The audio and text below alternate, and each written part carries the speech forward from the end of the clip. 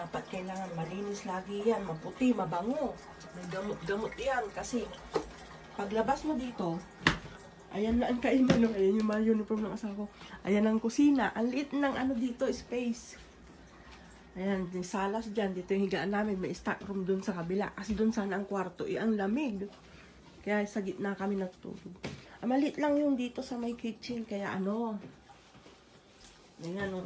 Kailangan mabango lagi yan. Walang amoy, walang ano. Tapos may gamot. Para yung amoy nung ano mo, hindi siya ano dito sa kusina. Pero yung mga uniform ng asawa ko, nakasabit yan.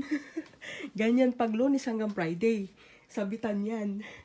Kasi pagdating niya, kakain na lang, ay maliligo, kakain, tutulog na. Siyempre, nagaano pa yung katawan niyan sa ano. Nagaano pa yung katawan niya kasi lagi pa siyang pagod pagdating. Yung parang